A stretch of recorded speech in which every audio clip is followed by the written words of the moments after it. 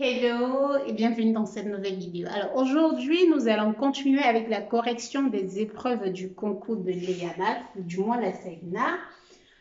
Là, on va traiter l'exercice 1 de l'épreuve de 2018 pour le cycle ingénieur, bien sûr c'est un maths. Et là, on a l'exercice 1. Donc, j'ai l'exercice complet ici. J'ai écrit la première question qu'on va commencer par là. Donc, on choisit P et Q dans l'ensemble des complexes. C'est x1, x2 et x3 sont les zéros de cette équation. C'est-à-dire que cette équation peut encore s'écrire sous cette forme. On prend K dans M tel qu'on a ceci. Donc, on va utiliser ça par la suite. Et évidemment, on donne le sigma 1, sigma 2 et sigma 3 qui sont donnés par cette relation. Maintenant, la première question, c'est de montrer que sigma 1 égale à 0, sigma 2 égale à P et sigma 3 est égal à moins Q. Alors, ce que je dois faire, je prends ce côté. Alors, si on appelle vraiment P, l'autre expression, hein, mais bon, on l'appelle P. Alors, P de X, je vais prendre ce membre-là, ça fait X, pardon, X moins X1, facteur de X moins X2, facteur de X moins X3. Je vais développer ceci et après identifier avec cette équation. Donc, en développant, qu'est-ce qu'on obtient? X fois X au carré moins X, X2. Alors, normalement, on va mettre le X2 avant de mettre le X, mais bon. Donc, ça fois ça et ça fois ça, moins X1 fois X plus X1 fois X2. Facteur de X moins X3. Et je continue avec mon développement. En faisant ça, j'aurai donc ça fois ça, ça fait x puissance 3. Ça fois ça, ça me fait moins x3 fois x au carré. Et je prends ce côté, ça me fait moins x2 fois x au carré, plus x2, x3 fois x. Et là, je continue avec ça, ça me fait moins x1, x au carré. Pareil là, en continuant donc là, vous voyez ces termes.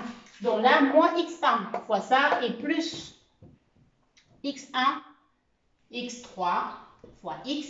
Et on passe avec le dernier bloc, ça fait x1 plus x1, x2 fois x. Et moins x1, x2 et x3. Et donc, ce que je fais, je regroupe, j'aurai x puissance 3, plus je regroupe tout ce qui contient x au carré. Et là, tout ce qui contient x au carré, ça fait quoi? Ça fait, j'aurai un moins là devant, ça fait x1 plus x2 plus x3. Et ça fait multiplier, pas au carré, multiplier par x au carré. Plus maintenant x1, x2, plus x1, x3, plus x2, x3, moins x1, x2, x3. Ceci, c'est bien multiplié par x et moins. Et donc, comme j'ai dit, je vais faire l'identification de ce que je viens de calculer. La identification, vous pouvez voir là. J'identifie le 1 avec le 1 qui est là, ça marche. Ça, on n'a pas de x carré dans notre équation, donc ceci, c'est égal à 0. Mais regardez, ça, c'est encore sigma 1. Donc, on a tout simplement sigma 1 qui est égal à 0. Là, j'ai bien x qui est là. Et donc, on a bien sigma 2 qui est bien ce terme-là, qui est tout simplement égal à P. On a bien notre preuve. Le dernier cas, j'ai un moins. Et de ce côté, j'ai Q, donc j'ai tout simplement moins sigma 3 qui est égal à Q. Ça veut dire que sigma 3 est égal à moins Q. Donc, voilà, c'est tout pour cette première question qu'on va passer à la deuxième question. Pour la question 2, on demande de calculer S1. Donc, calculer S0, S1 et S2 en fonction de P et Q. Donc, on demande de calculer S1, S2 et S0. Donc, déjà, voilà l'expression qu'on a là. Hein. On prend l'expression de SK. Alors, S0, ça veut dire que K est égal à 0. Ça nous donne quoi? Ça nous donne tout simplement x1 puissance 0 plus x2 puissance 0 plus x3 puissance 0. C'est qui est égal à 1 plus 1 plus 1. Ça nous donne 3. S1, lui, il est égal à quoi? x1 puissance 1 plus x2 plus x3. Alors, rappelons que ceci, c'est encore sigma 1. Ça fait x1 plus x2, donc ça donne tout simplement 0. Maintenant, pour calculer S2. S2, ça nous donne quoi? Ça nous donne tout simplement x1 au carré plus x2 au carré plus x3 au carré. Alors, rappelons que là, c'est quelque chose qui allait... on a besoin d'un développement. Je peux effacer là. Pour calculer. On cherche ceci au carré. Comment on calcule ça? C'est comme si je prends tout simplement S2, c'est égal... on ne va pas directement mettre là. Je prends x1 plus x2 plus x3 au carré. Ce qui est tout simplement égal à x1 au carré plus x2 au carré plus x3 au carré. Et ceci multiplié par quoi? Là, plus 2 facteur de x1, x2 plus x1, x3 plus x2, x3. Voilà, donc c'est ce que ça donne là. Maintenant, qu'est-ce qu'on fait dans ce cas-là? Alors, je regarde l'expression avec le développement parce qu'on a bien besoin de ce développement-là. Donc, en faisant ce développement, on tire juste la valeur de S2. Donc, S2 est tout simplement égal à ceci au carré, x1 plus x2 plus x3 au carré, moins 2 facteurs de x1, x2 plus x1, x3 plus x2, x3. Bon, là, ça va. Et donc, ici, ça nous donne encore comme si on avait le sigma 1 élevé au carré, ce qui est égal à 0, moins 2 multiplié par quoi? Vous voyez là, c'est bien notre sigma 2 qui est égal à P. Là, c'est 0, c'est égal à moins Q. Et donc là, ça nous donne tout simplement moins 2P. Donc, S2 est tout simplement égal à moins 2P. Et donc, c'est fini pour la deuxième question. Alors, c'était une deuxième question petit a. Donc, je passe à la deuxième question petit 2. Petit b, pardon. Pour la deuxième question, petit b, on demande d'établir, ou du moins de montrer que pour tout cas appartenant à n, on a tout simplement cette relation. On a S de K plus 3 plus P fois S de K plus 1 plus Q fois S de K, c'est égal à 0. Donc, on veut montrer que ceci est vrai. On veut démontrer que cette relation est vérifiée. Alors, comment est-ce qu'on fait dans ce cas? On va prendre ce côté et on va regarder, on va prendre S de K plus 3 plus P fois S de K plus 1 plus Q fois S de K. Je mets ça. Ça nous donne tout simplement quoi? N'oublions parce que S représente, ça fait X1 fois K plus 3 plus X2 fois K plus 3 plus X3 puissance K plus 3 plus P facteur de quoi? X1 puissance K plus 1 plus X2 puissance K plus 1 plus X3 puissance K plus 1. Avec le dernier terme, je l'ajoute là, ça fait plus. Alors, notre dernier terme, ça fait tout simplement plus Q facteur de X1 puissance K plus X2 puissance K plus X3 puissance K. Alors, je vais regrouper tout ce qu'il y a avec ça. Donc, j'ai ça, ça et ça par exemple. Alors, observez aussi que à chaque moment, je peux mettre x1 puissance k en facteur. Alors, pour ne pas reprendre toute la ligne, j'aurai tout simplement x1 puissance k, facteur de x1 puissance 3 plus p x1 plus q. Ça, c'est le premier bloc avec tout ce que j'ai choisi là. Et là, si je passe à ce bloc, ça, ça et ça, j'aurai tout simplement plus x2 puissance k, facteur de x2 puissance 3 plus px2 plus plus q. Et je passe à mon dernier terme. Qu'est-ce qu'on a? Le dernier terme, c'est tout simplement celui qui concerne le 3. Là.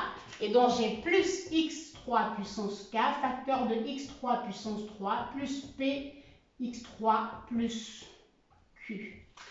Eh bien, on est d'accord que le début, on a bien dit que x1, x2, x3 sont les zéros de notre polynôme. Ça veut tout simplement dire que x1 puissance 3 plus p x1 plus q égale 0. Et pareil pour x2 et pour x3.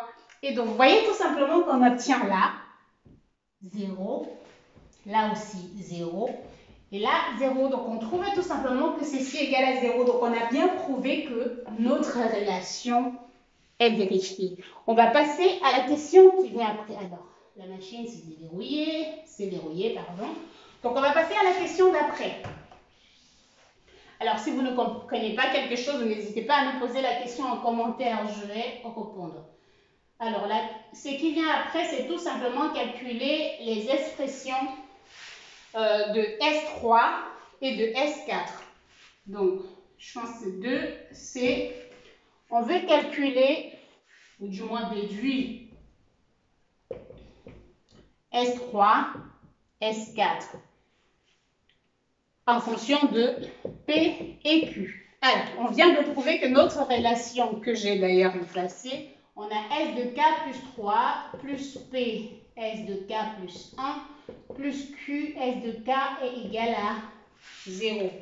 Donc, de cette relation, ce qu'on peut avoir, c'est tout simplement le fait que S3, lui, il est égal. C'est comme si on remplace K par 0. Ça fait moins P, S1, plus, ou du moins Q, S0. Alors, on a montré déjà que S1 était égal à 0. Rappelons, on a calculé S1 était égal à 0. S0 c'est égal à 3. S2 égal à moins 2P. Alors, c'est un peu surchargé là. Donc, ce qu'on fait par la suite, là, donc S0 ça donne 0. Donc, on retrouve tout simplement S1 c'est 0 et S0 c'est 3. Donc, on a moins 3Q.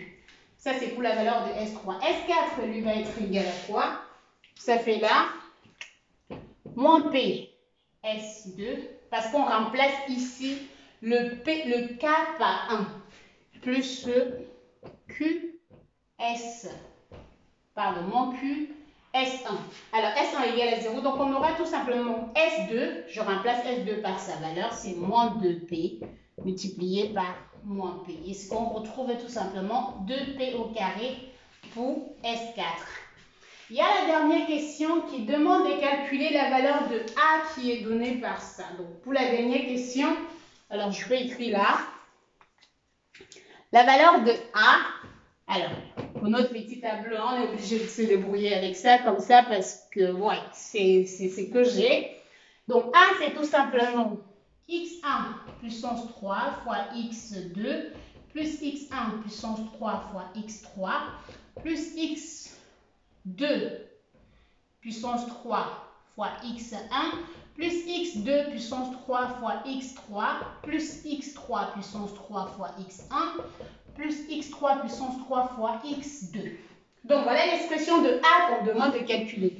Alors, ce que je vais faire, j'efface là. Qu'est-ce qu'on trouve?